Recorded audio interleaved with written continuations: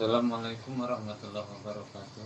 Bismillah, alhamdulillah, wassalatu wassalamu ala rasulillah, la haula wala quwwata illa billah. Anak-anak sekalian, alhamdulillah pada pertemuan selanjutnya saat ini akan kita sampaikan beberapa materi yang berkelanjutan dengan materi sebelumnya yang berkaitan dengan ibadah puasa yang sedang kita jalani pada saat ini, yang mana pada saat ini akan kami sampaikan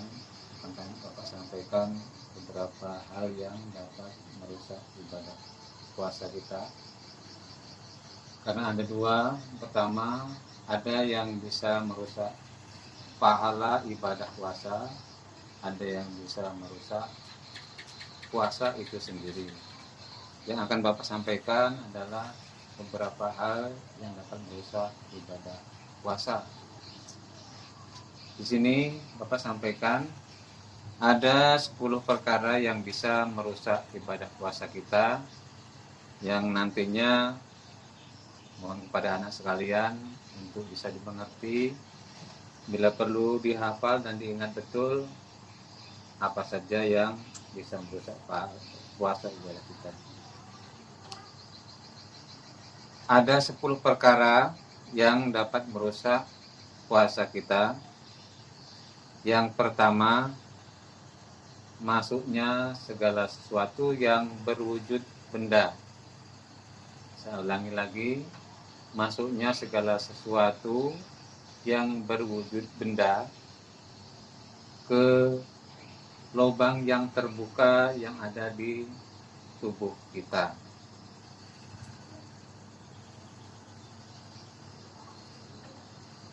Kalaupun ada yang tidak berwujud benda, seperti angin misalnya, itu tidak merusak puasa kita.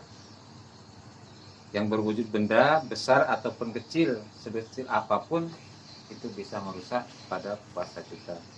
Itu yang pertama, tadi masuknya segala sesuatu yang berwujud benda kepada lubang yang ada di anggota tubuh kita. Di sini Bapak sampaikan yang poin pertama adalah masuknya segala sesuatu. Yang dimaksud sini ada sesuatu itu berwujud benda kepada rongga yang terbuka yang ada di tubuh kita secara sengaja. Kalaupun tidak secara sengaja, itu tidak membatalkan ibadah puasa kita. Kemudian yang kedua adalah memasukkan obat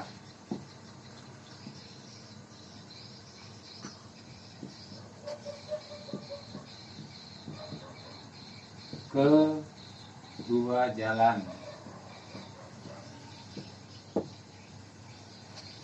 Memasukkan obat ke dua jalan, yang dimaksud dari dua jalan ini adalah jalan depan dan jalan belakang, yang dalam bahasa Arabnya adalah kubul dan dubur.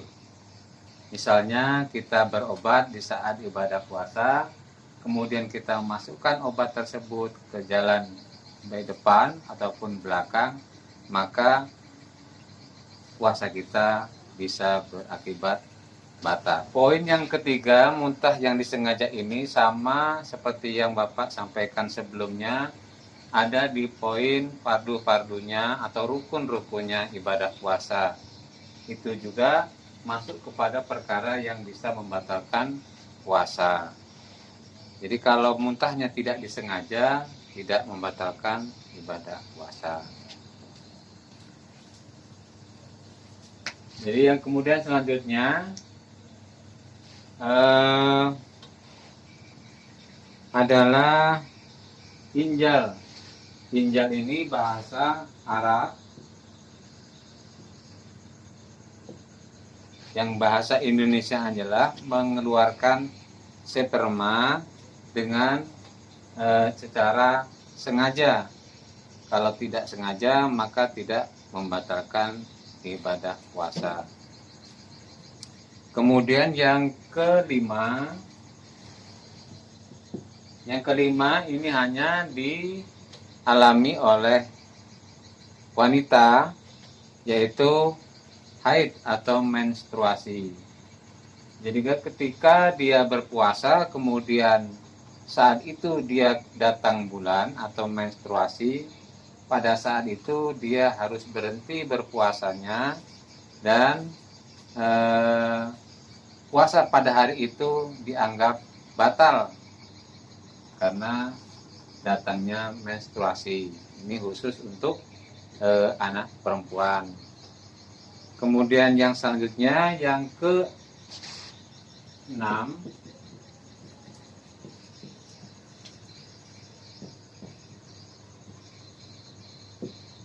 adalah nifas. Nifas atau melahirkan. Jadi pada saat orang yang beribadah puasa, kemudian pada hari itu dia mengalami melahirkan, maka puasanya otomatis batal dan bisa nanti diganti pada waktu yang lain. Kemudian yang ke-7 adalah gila. Orang yang sedang berpuasa kemudian mengalami gila, maka puasanya otomatis batal dan bisa diganti pada waktu yang lain di luar Ramadan. Digantikan ibadah puasa yang dia tinggalkan. Kemudian yang ke-8 adalah riddah murtad.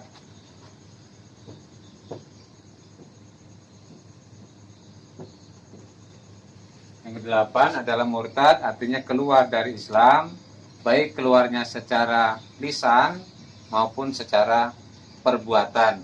Itu bisa membatalkan ibadah puasa. Yang ke-9 dan ke-10 ini sebenarnya masuk kepada poin yang nomor 1. Jadi secara rinci Bapak sampaikan ada 8.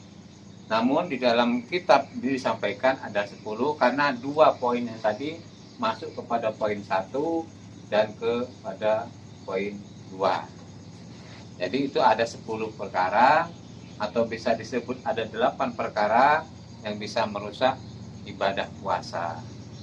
Orang yang saat beribadah puasa kemudian terjadi pelanggaran-pelanggaran ini, maka puasanya harus digantikan di lain waktu di luar Ramadan, sehingga menjadi tanggungan dia saat akan ketemu ibadah puasa selanjutnya. Maka nanti ada istilah hutang. Orang yang masih mempunyai hutang untuk ketemu bulan Ramadan selanjutnya, maka harus digantikan tahun itu. Kalau tidak digantikan, maka harus ada sanksi. Ibarat bahasa kita sanksi, bahasa Arabnya adalah diyat, ganti rugi dengan cara memberikan memberi makan orang miskin sebanyak 1 mud. 1 mud ukurannya 6 on kepada fakir miskin, itu dalam 1 harinya. Itu perkara yang membatalkan puasa. Anak-anak tolong ini dijaga betul sehingga ibadah puasa kita betul-betul bukan hanya sekedar menahan makan dan minum, nanti dapatnya hanya haus dan lapar sebagaimana dalam hadis disampaikan. Banyak orang yang beribadah puasa tapi hanya dapat dahaga, haus, dan juga dapat lapar. Karena mereka tidak menjaga betul perkara-perkara yang sebenarnya harus dijaga, dia langgar. Kemudian selanjutnya, nanti anak-anak perhatikan, walaupun tidak hafal anak-anak sekalian, nanti ini paling tidak diingat. Ya, karena ini jelas kayak poin nomor 5, 6, ini akan dialami secara otomatis oleh wanita, baik saat dia tidak menjalani puasa atau sedang menjalani puasa. Yang perlu diperhatikan adalah juga apabila saat anak-anak puasa, kemudian datang menstruasinya di saat sore hari, waktu kurang 3 menit, waktu kurang 1 menit, maka otomatis puasanya itu dianggap tidak jadi. Karena waktu 1 hari belum selesai, anak-anak atau kamu sudah kedatangan perkara yang membatalkan puasa. Begitu juga nifas. Ya. Untuk injak keluarnya sperma ini dengan cara bersentuhan. Kalau tidak bersentuhan kulit, maka tidak membatalkan puasa. Apa yang dimaksud tidak bersentuhan? Apa ada? Misalnya kita sedang puasa, kemudian tidur siang hari, kemudian bermimpi, kemudian keluar sperma, maka itu tidak termasuk yang membatalkan puasa karena tidak bersentuhan kulit dengan yang lain, orang lain.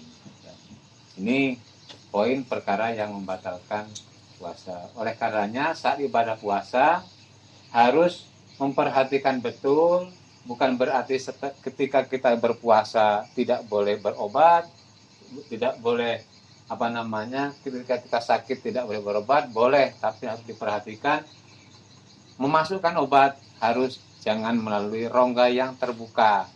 Rongga yang terbuka bisa kita hitung 2 mata, 2 hidung, 1 mulut, 2 telinga, kemudian lubang depan, kubul, dan lubang belakang, dubur. Itu yang dimaksud rongga terbuka.